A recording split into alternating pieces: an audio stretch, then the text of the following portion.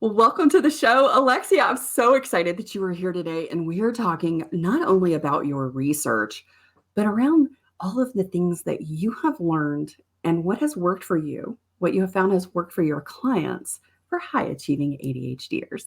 It's social Saturdays, the vibe feels right. Carol Jean's got the mic sparking light. We're building bridges, hearts open wide, sharing stories where the real reside. Autistic women creating a space, community love, it's a warm embrace.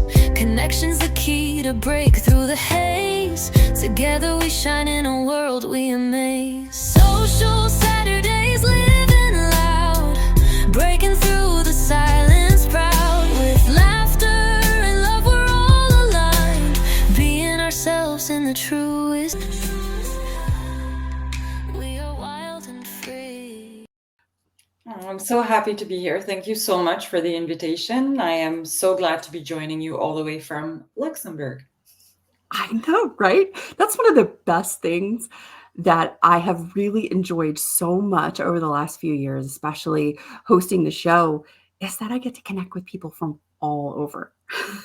It's lovely. Yes. I get Across to bring in, different time zones, but like different cultural experiences, different backgrounds. And this is what's so beautiful about the world that we live in today.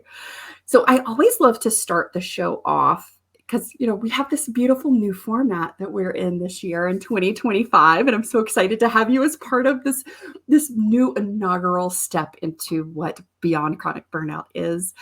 And that is, we always like to start talking with our guest first with what is burnout to you? What has that meant to you in your life? Wow. Burnout is something that I have definitely experienced. It also, interestingly, is what led to my ADHD diagnosis. So yes, I think that I probably have experienced it many more times than I even know. But my experience of it has been this feeling of being cramped up by all the contortions that I was imposing on myself and my brain and even my spirit, especially in the workplace. So it wasn't so much about too much to do. It was about, I can't be me. I cannot be me. And that takes a toll. It takes a toll to mask. It takes a toll to feel lonely in your way of thinking and approaching life. And so what burnout to me is those days where, even going out to get my mail seemed impossible because I was simply devastated and physically exhausted from, a sequence of events or months, basically masking and not being able to be myself. What I love is that so much of the work that you do professionally has just been this beautiful extension of that experience. And it's like, well, how do I fix it? And I think that's where my research came from. Is like, I'm suffering, I'm struggling. How do I fix this? Yes, exactly. Yes, that's exactly what happened to me. It was basically, okay, how do I solve this and how do I help people not get into that loop? Yeah. Very much. Oh my gosh, yes. And you have a beautiful research paper talking about the positive deviance, that strengths-based coaching strategies with life design, right? I love that. Life design. Oh my gosh, that's so beautiful. And the strengths-based approach is something that within the unveiling method, is a big part of sort of the unmasking, that unveiling process. Because I think for so many of us, we hear the world say, well, you're really good at this, but it may not be what lights us up. We might be good at it, but we may not enjoy it. And I think the strengths is finding what we're naturally good at, but also the intersection of what lights us up. Yes. What do we love? So, Alexia, dive in and tell us about your research. First of all, what prompted your hypothesis, and how did this this particular research begin? Wow. Okay. So it's very interesting the way it began, because I initially wanted to work on something completely different to do with ADHD women, looking at the hormones, dopamine axis, and then I thought, for sure there is someone already doing this, and in the meantime, actually, it's been done. So good. But then I thought, I just sort of took a step back and looked at my 4 years of practice, 4 and a bit years now of practice as an ADHD coach. And I thought, okay, what is it that I can talk about that's part of my work that I can talk about for hours with any friend who will listen? And that is we all actually, thankfully have those friends that will listen yes, as we they've info gotten dump. very, very good at the nodding along and everything. And yes, and thank goodness for them. So I realized that what I love is talking about how wonderfully creative and resilient a lot of ADHD folks are. And so I thought, well, okay, but I want to know, amongst those who go through life with ADHD and consider themselves happy, high achievers, I thought, okay, those brilliant minds that I coach and that I love, how do they do it? I just thought, where is the practical evidence of how they live their life? There's a little bit of stuff out there about people with ADHD being great entrepreneurs and people with ADHD being very creative. But I thought, well, what I really want to know is what they eat, what exercise they do, how they sleep, what their homes look like, everything about them, how they have designed their life. And so that's what sparked it. I thought I basically wanted to create the paper that I would have liked to read. The goodness, the juice, as my friend Kara says, the juice in this, and I love that you use the term "your juice" too. We're going to get to that in a little bit, you guys. Stick around.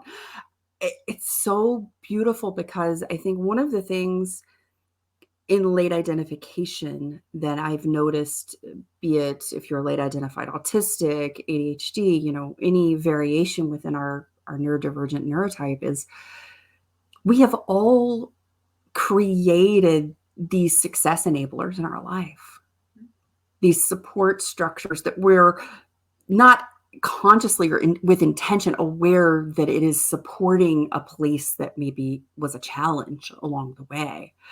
And what's so interesting is in my research, this is what I love so much about our ADHD life. My ADHD research partner, Dr. Ali Arena, and I, one of the questions we wanted to have answered, because we know what it is in our life, and we were looking to how do we decrease our own shame and guilt around this? We wanted to know, how do you organize? We wanted to know, is a pile part of your organizational system in some way? 100% of respondents said a pile in some form or fashion is part of their organizational system. Excellent. So when you were talking about just what does your home environment look like, I'm like, well, if it's ADHD folks, they got a pile somewhere. Yes. Even if it's in a basket behind closed doors in a drawer. Oh, yeah. For sure. Oh my gosh. So as you started to dive into looking for the evidence of what are you doing, how are you being to produce the person that you are today, what started to come up? What elements came up in your research?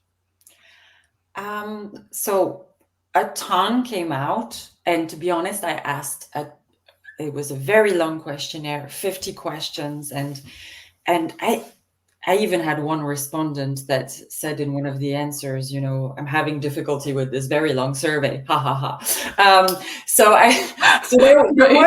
there was really a ton. So it would be difficult to go into details, but I did get some things that I thought were. I will tell you about the highlights and also the surprises. Yes. One of the questions was, what have you tried, in terms of medication, therapy, anything that is sort of medical or paramedical? That was one of the questions. And one respondent had at some point tried 10 different medical or paramedical interventions at the same time. And I thought, wow, Whoa. yes. And so that was the first thing to me. I was thinking, oh my goodness, just managing those streams for an ADHDer would have been just exhausting, right? So that was quite interesting. The fact that almost all the respondents had tried some form of medicated or therapeutic help. And so most of them had tried at least one. But yes, there was definitely a mix. They were moving from one to another. So you're really seeing, you could really see basically people who are trying to find their sweet spot in between all those possibilities and really testing a lot. So that was one interesting thing. Another thing that made me laugh, really, because I wanted to know what tips people could share that they use to get good sleep. And Ooh, I love this one because that's the first thing to go offline in burnout. It's the last thing to come back. right. And so I expected maybe, the melatonin and sleep routine kind of like standard answers.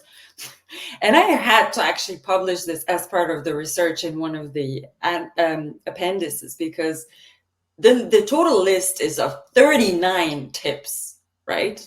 It was Wow, I very, love this. yes. I thought, oh my goodness. One of the respondents, I think, had a list of 9 things that they considered to be part of them getting good sleep, whether it's a ritual, whether it's something they wear. What was also interesting in the thing about sleep was that when I went to dig a little bit further, a part of whether it's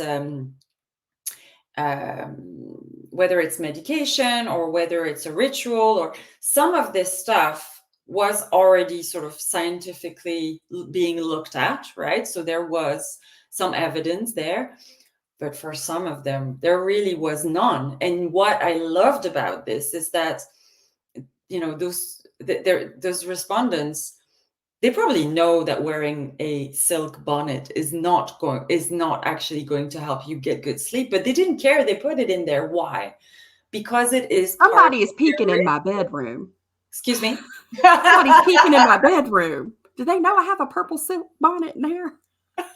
No, but I thought it was great that they Yeah. would list it as what helps them get good sleep, because we're not even that took things to a whole other level for me, because it was like, okay, so we're not just talking about science-based stuff, we're talking about what works for them, what is part of their ritual, what are the things that they need to check off to feel and be in the emotional, physiological state to be ready for bed. And that was, I found that This beautiful. is so good. It's glorious. Yes, I thought it was a really amazing. Ooh, Yes. that alone is its whole separate study, by the way. I You know, know I you're know. doing that Oh, one you next, have no right? idea the number of studies that could follow from this one. I could be busy for the rest of my life with this. So I really, really enjoyed this. What I also thought was interesting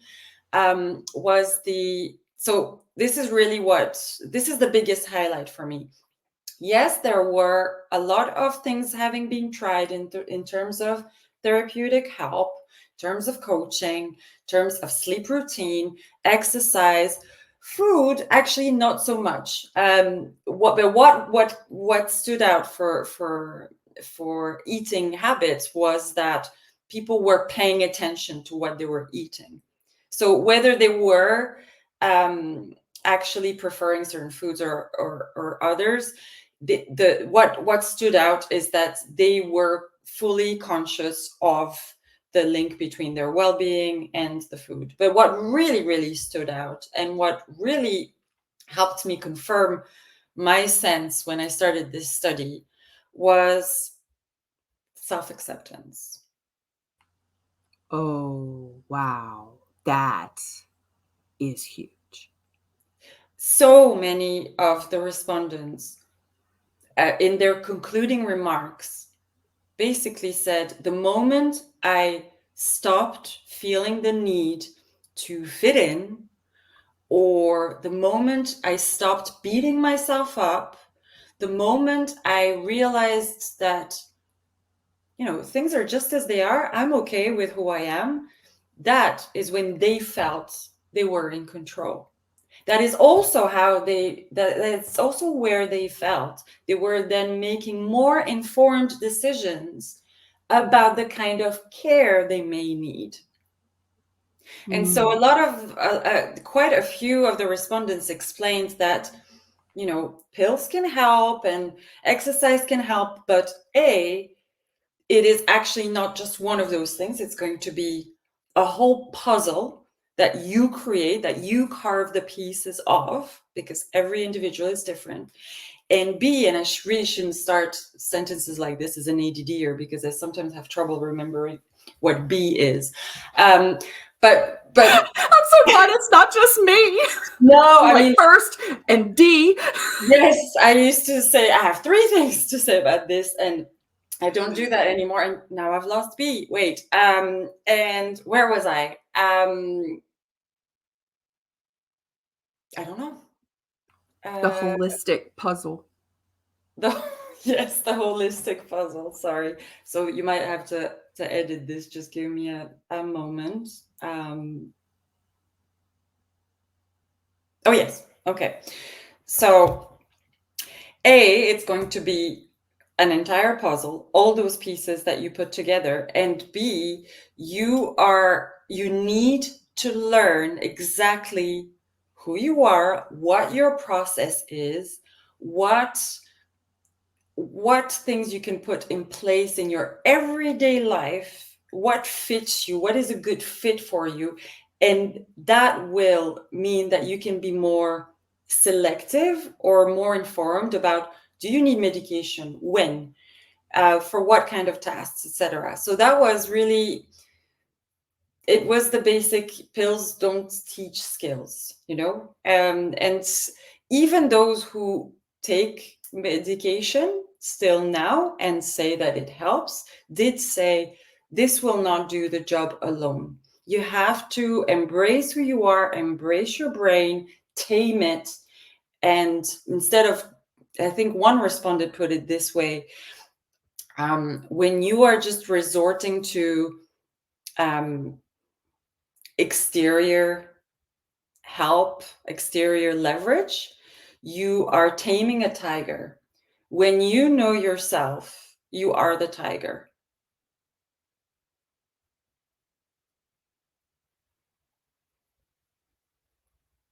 I can't hear you anymore, by the way.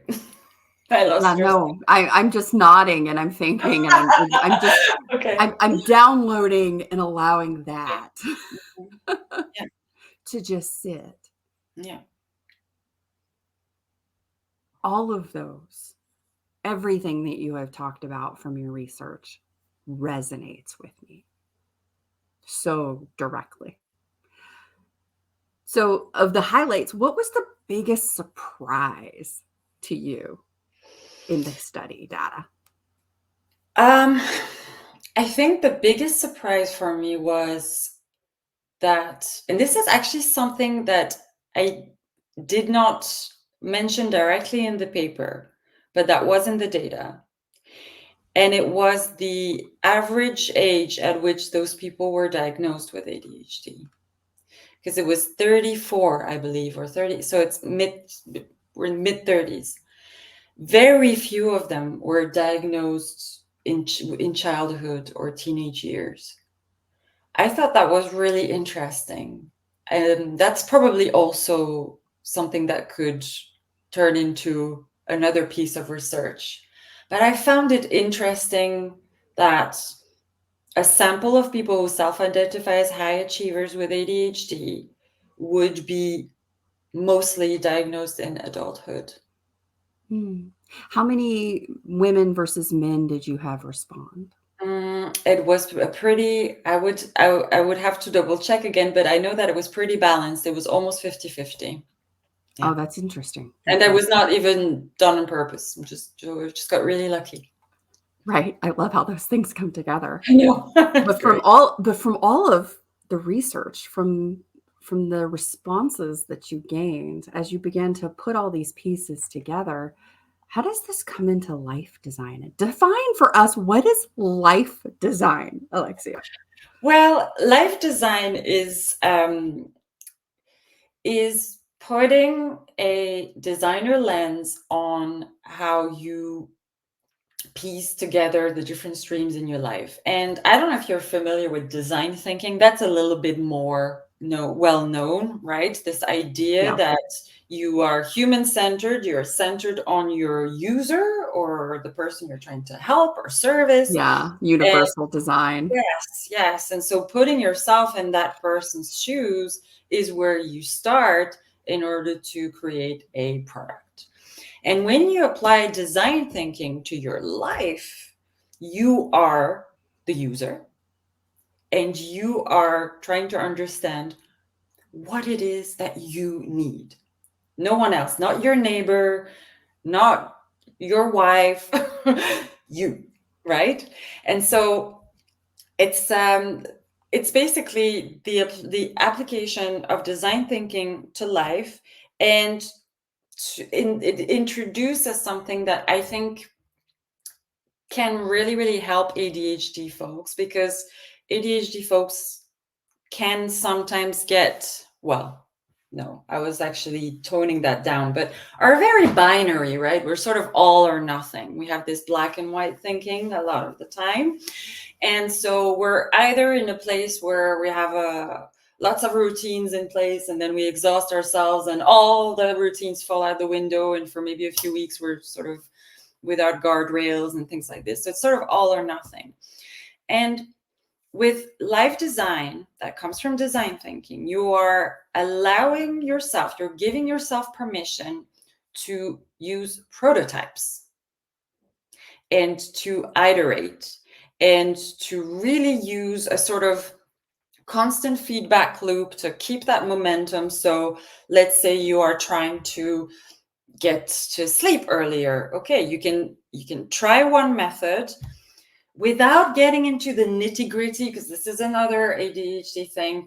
People will start looking for the best app or the perfect pillow, or there's going to be this, and then there's going to be this decision paralysis of, oh my goodness, I have 18 potential pillows.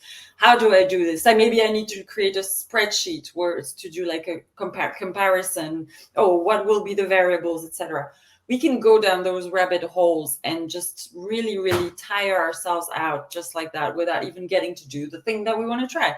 So if you just got called out, it's okay. We understand. Yes. As you just spoke directly to so many of us. If you think like a designer, that means you are focused on the function, the functionality, what is the function of what we are trying to do here? Okay, it is to get better sleep. Okay, so what would be the MVP? That's another design thinking term.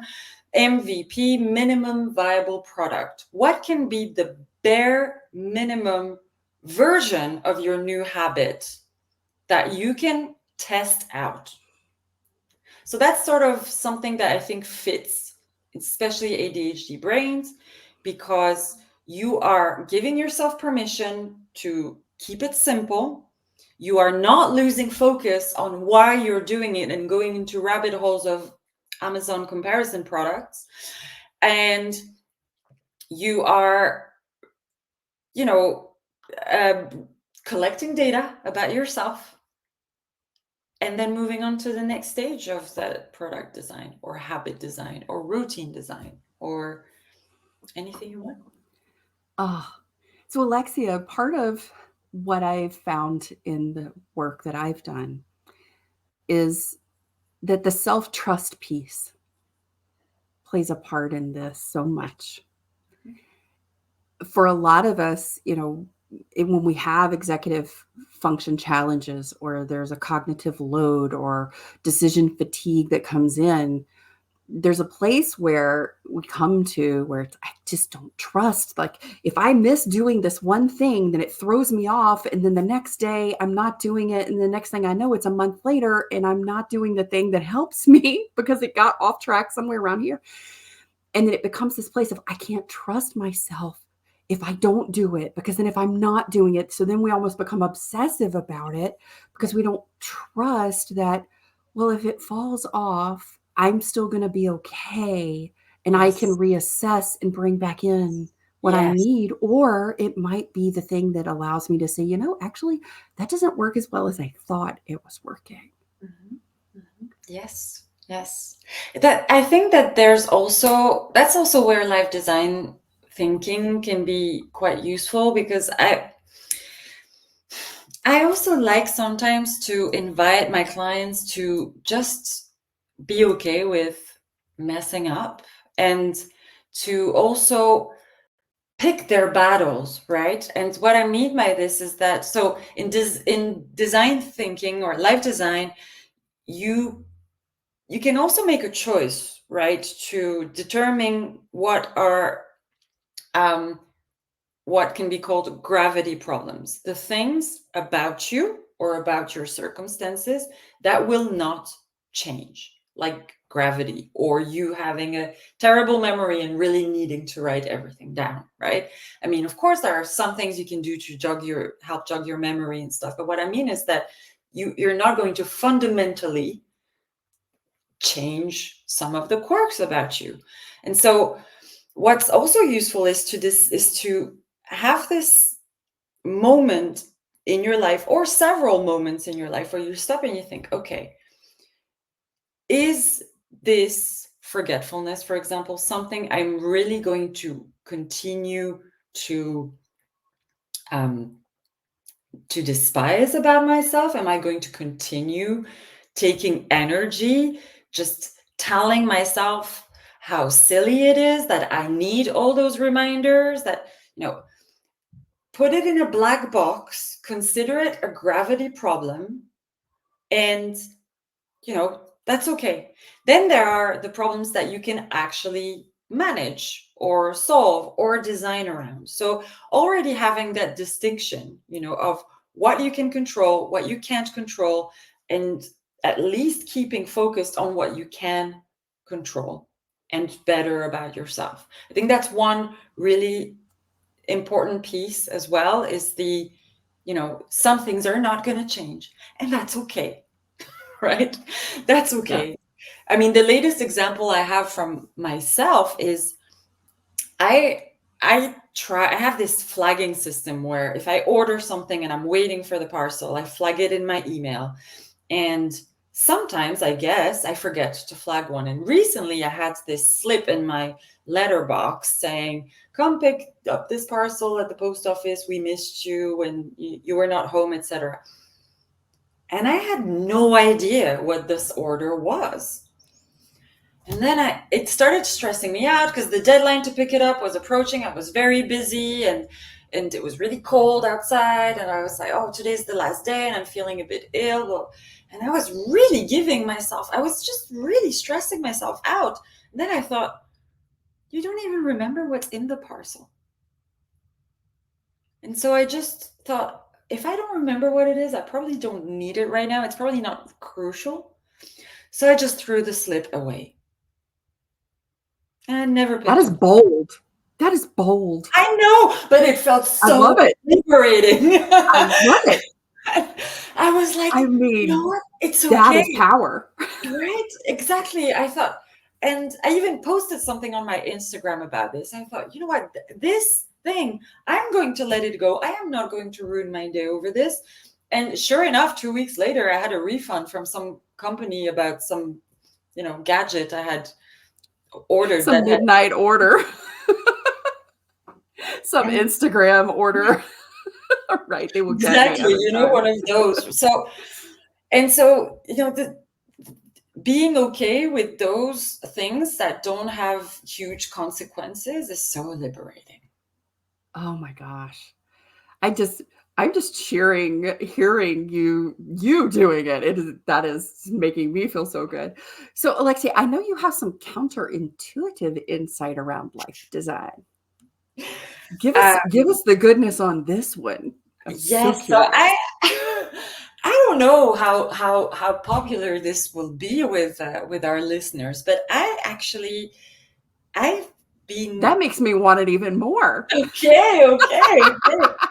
So I like to okay, so I like to think that as someone with ADHD, I have an emotional brain. I need to feel good and excited and at peace, etc., about a number of things. Basically, there are a number of things that need to be aligned, that need to be there for me to even get close to the mind space where I can get things done. And sometimes I spend so much time beating myself up about all the things that I need to be doing that, of course, I'm not doing them. So typical sort of freeze and procrastination. But then I also realized that I've been spending so much time thinking about not doing things that I've also neglected tidying up or cleaning around in my apartment or my hair or my nails or anything like this, right? And so I think, okay, right now I feel like I'm getting out of into a spiral. What can I do that will make me feel like I've got it together? And that's not necessarily actually getting the stuff done. Oh, I know. that is such a powerful question. Say that again. What helps me feel like I've got it together? Because that could just be anything for anybody, but it's what's going to make you feel Yes, like yes, you've got it yes, together. yes. Like for me, sometimes the answer to that question is I get dressed and I do my hair and makeup. And then everything else feels like if I look like I got it together, then I feel like I Got got it it. You got it. You got it. right. Yeah. It's that For some inroad people, it's cognition kind of thing. yes, and for some people, it will be, a pile of laundry that they just can't get to work if it's not done. They feel like there's just that excess chaos that is going to create some sort of that's going to take up bandwidth, right? And also you want to feel like yes, at least I've got this right. And so sometimes it means that you're getting this stuff done later, so technically you're like eating frogs for dessert, right? Not for breakfast. So it sounds kind of counterintuitive, but I it really really works for me. And sometimes I like to think of, okay, so I love fireplaces. I don't have a fireplace in my home. What I do, especially now that we're sort of building up towards the winter holidays, I like to watch on Netflix the fake fireplace, right? Me There, too. I love that thing because we don't have I a love it. fireplace I either, and love I the love fires. crackling sound and I even a bought lot. one of those candles that has the wood wick that crackles. Yes, Have you seen those? they have several editions. I mean, it's amazing. So I love those fake fireplace videos. And so many of my friends have joked that, when it's on, they come over, they say, but I can almost feel the warmth. And that is exactly what I'm referring to when I say that some things may seem like counterintuitive, but no, if you are putting yourself in some sort of state, mindset, or look or whatever that makes you feel like you've got things together, then that may just be something that will get you back on track. We're taking a quick pause in the show so that I can share a new Whittington Wellbeing membership opportunity with you. Then we'll get back to the fabulous conversation with my guest. Feeling drained before the week even begins? You're not alone. As an autistic woman, I faced the same Sunday evening dread, those horrible Sunday scaries. My to-do list felt like a mountain I could never climb. But I discovered a way to transform my Sundays and ultimately my entire week. Introducing Alignment Sundays, a live community journey guiding you out of exhaustion and into aligned energy. Each Sunday session begins with a guided meditation to align with your higher self first. Access these meditations anytime in our online portal throughout your week so that you stay aligned. I'll personally take you through the energy appraisal guide in the session to help you navigate your week with clarity. Imagine ending your week with energy to spare. Join me and let's turn Sunday afternoons into a time of calm clarity for the week ahead. Learn more at the link in the show notes below and get started this Sunday. Now, back to the conversation. I love that. I'm thinking about this in terms of the catalyst or the linchpin. Yeah. Yeah. As we move, oh, this is so good. Okay. So, what is the most important thing for somebody to know about life design from this perspective and approach?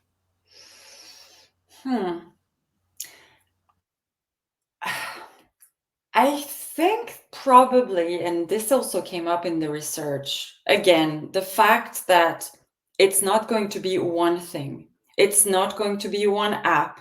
It's not going to be one book. It's not going to be one trick. It's going to be all of it. Having your water on your desk to make sure you stay hydrated, or it's going to be all those things. For me, it's even temperature. If it's too warm, I don't get work done. I need to be just cool enough so that my extremities are cool. And so I think that with that, life design gives you this flexibility also to just jump from one thing to the other and not to just be on one stream at the time. It's playful. It should be fun. Oh, see, right there. Number 5 on my list for my research of the things that impact our optimum steady state, it is play, joy, and laughter. Oh, yeah, for sure. And it's the number one thing people say they don't have enough of in their life. Fun? Play, joy, and laughter. Oh, okay. Play, joy, and laughter. Yeah, fun. Yeah. People say, I don't have enough play, joy, laughter, fun, right? And it's the number 5 thing that impacts our energy and well-being. Yeah.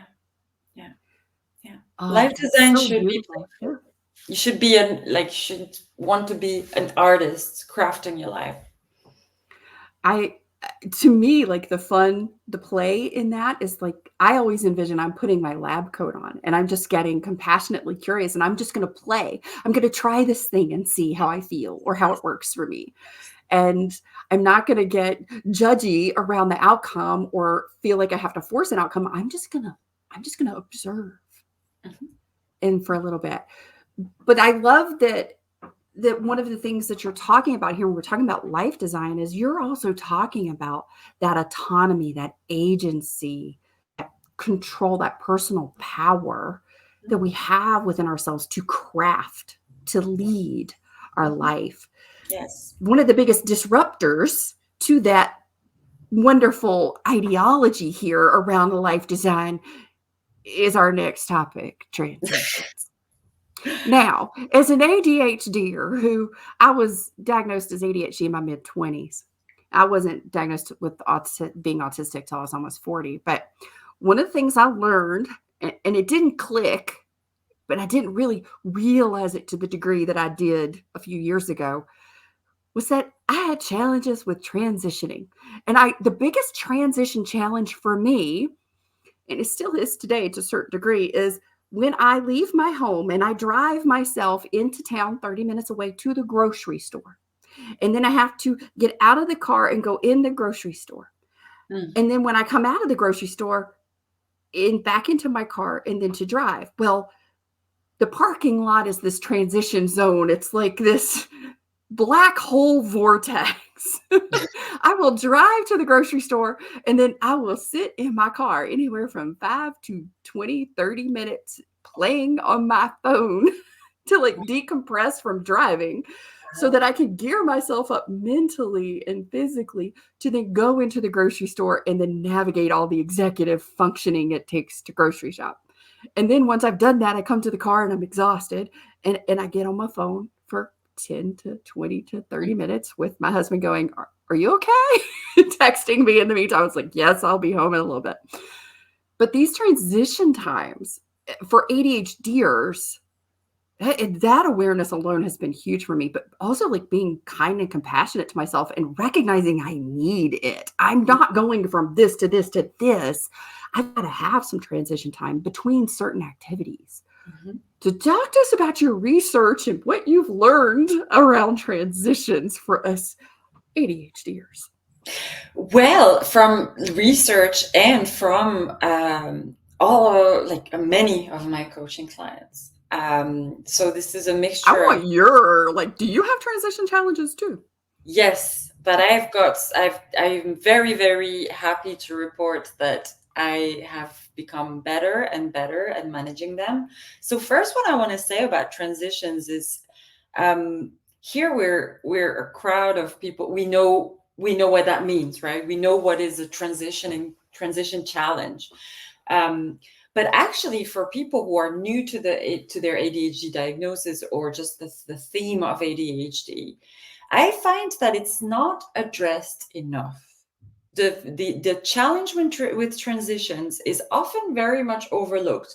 But when you think about it, in today's world, with all the different communication streams, the tablets, the phone, the email, the Insta, and I'm calling you because I came to see you to ask if you got my email. It's like, wow, okay, it's actually a very important topic. So what I found in the research is that people didn't necessarily they didn't necessarily use the word transitions, but they did explain that when I was asking about work and productivity and work-life balance, people did indicate that they're using time blocking, that they're trying to merge together tasks or modes that go together. So I'm going to explain this a little bit because this is sounding very abstract probably for now. But basically,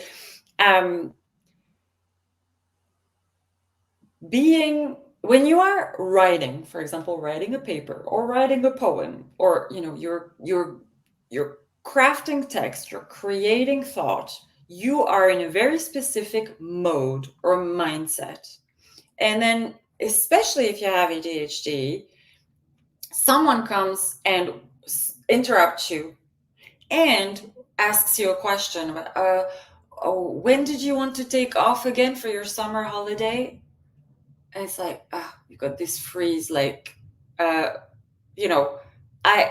one of my clients described it as, this sudden interruption and transition feels like I'm having to let one's brain software shut down, cool off, and then I need to turn on another software and wait for it to warm up until I am fully with that person. And then if I need to go back to whatever I was doing before, my other mode, my other software, it's going to take that same effort again. And I coach a lot of entrepreneurs. And I know that when people are solopreneurs, especially, they are looking for funding. They are marketing themselves. They are having calls. Sometimes they're recruiting people if they don't want to be solopreneurs anymore. They are creating their content. They're doing the core job. They're basically, they have so many streams happening. And a lot of my client entrepreneurs were jumping from a recruitment call to a client call to a funding meeting to and I thought, wait, of course it takes you about 10 minutes to land in the meeting. You are calling upon a completely different mode in you. So why don't you try to group them? It's, of course, it depends on what your work is and how much freedom you have. But as much as possible, I think transitions should be minimized, because if you are constantly going from email writing to talking to a colleague to writing a paper to going to lunch with another colleague to all these different modes. And by the way, modes are very personal. Some people think, well, you mean maybe like a client or a file. And I'm like, well, if that's the way you divide it, then yes. But I'm more thinking, so they're saying, oh, maybe tasks. Well, yeah, tasks is closer, but it's really about what mind space are you good for right now? What Ooh, that is, is so good. What mind space are you good for right yes, now? yes, yes, That's a quality question. yes. I think so too. I think it's very important to, I mean, of course, you can't always do it, but I think that as much as possible, try to make sure that if you are in creative mode, you are securing a certain amount of time to be in that creative mode. And if I have a people mode, right? And so there will be days on my calendar where I know that I will refuse to talk to anyone. I'm just not in that mode.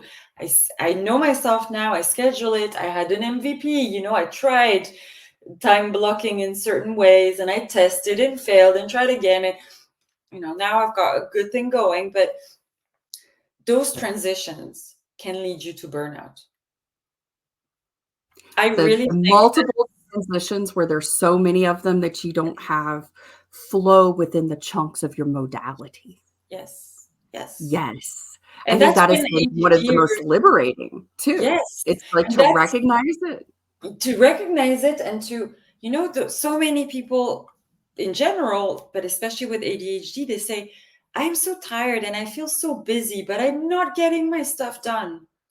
Well, that's because you're always switching, and there's a lot of quality time or quality or added value that's being lost there in those transitions as well, right? So yes, transitions, noticing what your modes are, naming them, not naming them according to your coach or any book, or your modes, giving them your names, and then managing those transitions from one mode to another with a lot more intent can really, really help prevent burnout. Oh, most definitely. I think about it like a palate cleanser is how I approach transitions, Yeah. from the sense that, if if I'm if I have my, granola for breakfast kind of mode, right? And then in between, so I'm gonna have some water, some palate cleansing refreshment before I move into my salad part of my day, right? Where I've got like all of my vegetables and stuff. Mhm.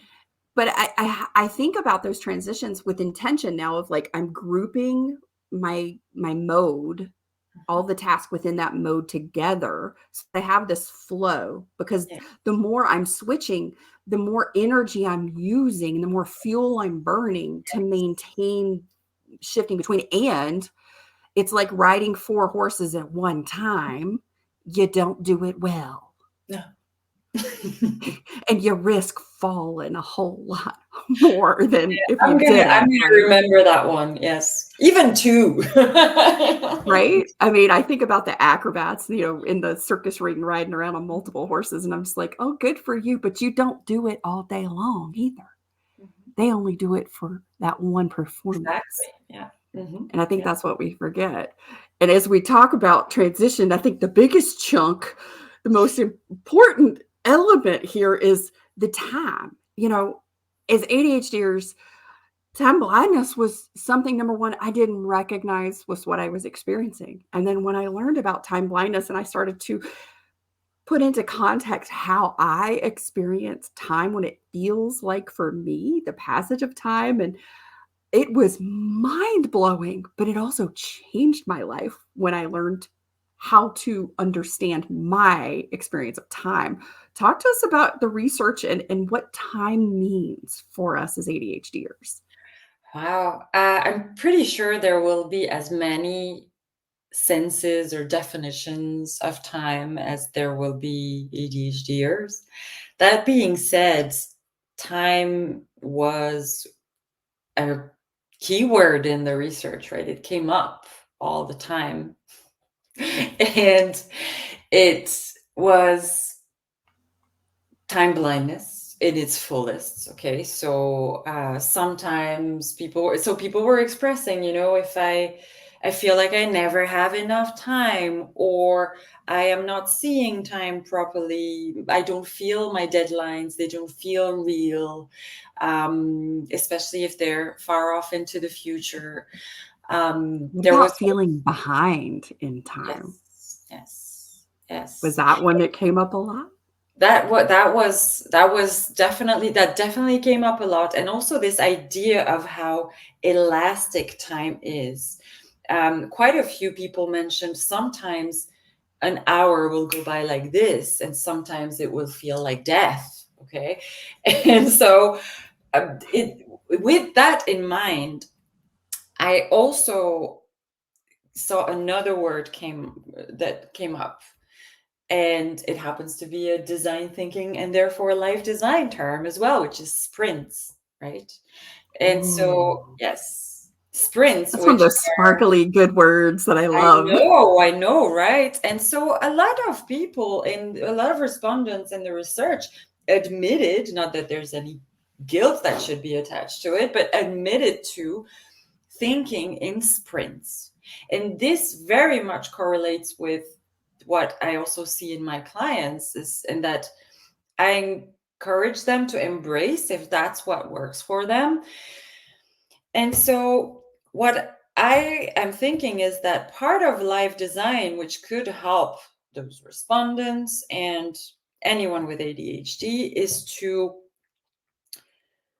stop feeling boxed in by a neuronormative calendar. When I mean those Please, planners can we get everybody on board for that? planners are daily, The bane of weekly, my or existence. monthly, or they and I it just what if I'm not feeling like my current horizon that I need to focus on is a week or a day or a month? What if I feel that I'm on a 4-week sprint? And how can I visualize this for myself? And I do this with a lot of my clients, and it's something I use for myself all the time. If I feel, and it doesn't have to be exact, it doesn't have to be an exact measure. This is why unlearning calendars can be a really liberating thing. If you feel like your next sprint is the next 6 weeks, put them on an axis, 6-week axis, and look at how many days you have between now and that, and what feels like that deadline or inflection point or point of horizon. You can zoom in and out as much as you want. Your sprint can be 6 days, it can be 6 weeks, it can be whatever you want, but you can visualize that sprint and that sprint only. Mm, You're I creating your like that. own blinders, I guess, in a way. And I really like that. I I ascribe to sort of what Robin Sharma teaches in these cycles, right? And a lot of other people teach about, these 90-minute cycles and recharging. And so I played around with that and I found, well, I do these sprints that align with my peak performance time, so my energy rhythm. And I played around with how many of these do I comfortably do in a day and what modes do I fit into each one of those sprints. And that for me has been life-changing. But one of the things that I love that you talk about when we talk about time is how, and it's sort of as we move into the next part of like your juice part, but it's the comparison trap that we fall into when that is something that is our optimum state of operation. And we've learned, okay, these are my sprints, these are my cycles, these are my transition, this is how I, my life by design. But now I've got all these people telling me that's not how we do it around here. It's true. It's true. That's weird. Why would you do that? Why wouldn't you just do it like this, like everybody else does? And you know what? Both modes can coexist. You can have your own sprint visualization, your own horizon, and still exist in the neuronormative world. It works. I think sometimes it is interesting when I have had sort of granular conversations with people in different neurotypes, when we talk about our work styles and our learning styles, and I'll describe mine, I'll hear them describe theirs. And it's really interesting, as you hear how other people work with them. And I was like, isn't it interesting? Because we've both designed what best supports our performance, our peak performance, and what is a success enabler for us, which doesn't mean that this one size fits all approach is going to work. Because if you had to do it the way I do it, you would not be performing at your best and feel your best. And if you did it, I did it like you, I certainly would, I've tried it, would not feel it my best. So how do we move into getting to that place of like your juice? Okay. Well, so the juice is something, it's interesting because what came up in the research is that people were very, very self-aware and very, very conscious of what they are good at and what they enjoy versus what they enjoy less and what they maybe need to take themselves by the hand a little bit more for. And so, especially around work, one of the research questions or one of the survey questions was, what do you like most about your job, or what do you like most about work, and what do you hate most about your work? And it was really interesting because, just to say, the professional landscape behind the respondents was very, very diverse. I had some like researchers, journalists, auditors, public servants. I mean, the full, again, very lucky, a very, very diverse set of respondents. But what was really interesting was just to notice that none of them loved all of the tasks that their job entailed. None of them. I'd like to know if anyone anywhere 100% loves everything they do. Yes, but that's also something that I think, I mean, I don't recommend getting into a job and just sucking it up and just, doing it because you have to. But with that knowledge in mind of, some people were saying, I'm very, very good at the ideation or at convincing people or getting them on board, and then, but I don't really like the planning, or I don't really like, being with clients, or, whatever. With that knowledge in mind, you also know when you are really surfing the wave and enjoying yourself, and you don't need to put anything in place really to get to that flow there. Then you know that the parts that are less fun, that is where you need to call in the big guns. So anything else that can make it more fun. There's a task that you don't like doing, go and do it in your favorite coffee shop. Treat yourself to your favorite matcha latte or whatever while you're doing the task that you hate. Like, change something else about it. Use a proxy that's going to make that part that you like less painful. And so that's one thing that really came up in the study, is that no one liked all aspects of their job, and people were very aware of which parts they enjoyed less. It was not even necessarily that they were bad at them, they just didn't like them, right? And so they did put in place mechanisms to help walk themselves through those least favorite tasks.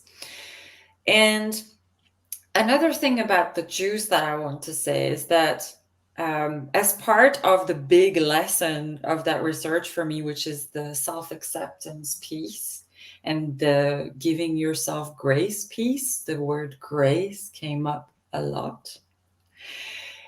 Quite a few people mentioned that they're okay with who they are, and they're also okay with not finishing everything that they start. And I liked that because, well, it made me feel better, obviously. Yes, okay. Yes, thank you. I felt almost, validated myself reading You were those. giving me permission. Okay, yes. And it reminded me of someone I coached once who was particularly, he was an idea machine and was very good at drawing. And that person his thing was to draw very great looking prototypes of ideas, objects, just things he imagined, everyday life objects that would be helpful to people. And he was like, but I never execute on any of them. I don't patent them. I don't look for investors. I don't do anything with them. It's almost like, once I've done the drawing, the fun part is done. And I was like, what's wrong with that?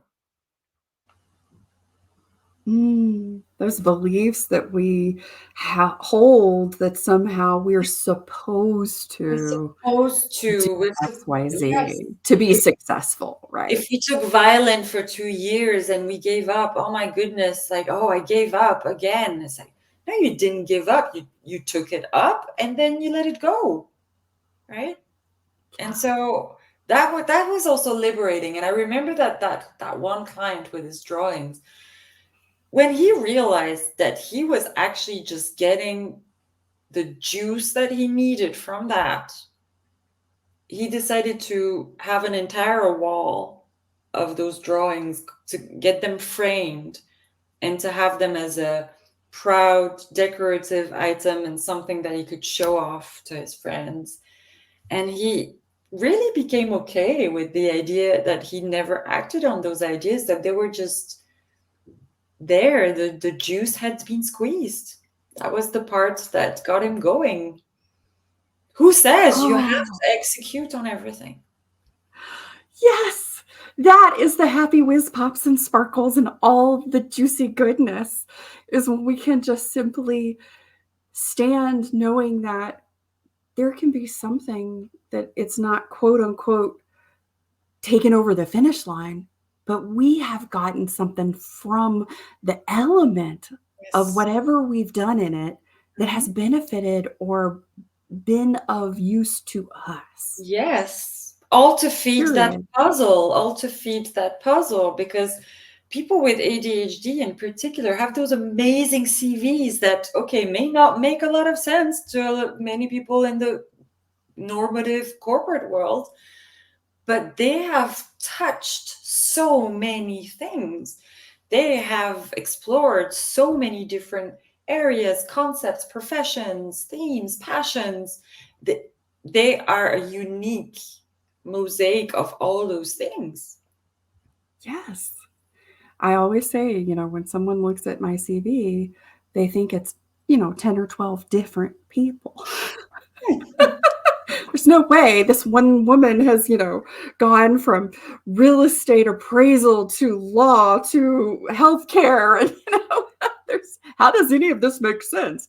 But it makes sense. Yes. Because and I think that's the other thing that we miss in the juice is that sometimes it's just the experience itself. It's not like we have to gain something from it. Sometimes it's just that we were in it.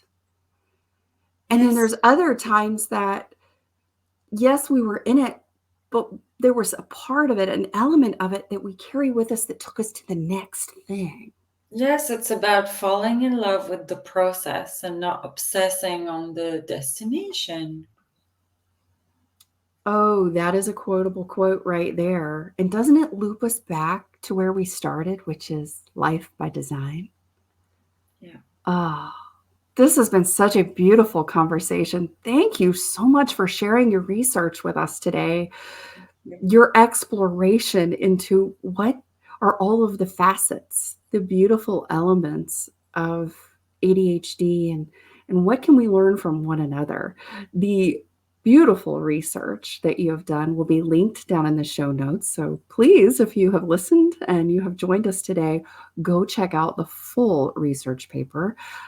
Take this in your own life and begin to apply it. How are you going to step into that, those first elements of life design? Where are some transitions in your life that you can begin to look at them and put those things into, the modes that you need, group them together? What is your time looking like? How are you utilizing that time? And where's your juice? I think this has just been a glorious conversation. What is one thing that you would like to leave our audience with today around your research? Grace. Giving yourself grace. No one else is going to do it for you. No, they won't. Oh, so beautiful. Thank you, Alexia Hetzel. We will have all of your links down in the show notes so people can reach out, connect with you.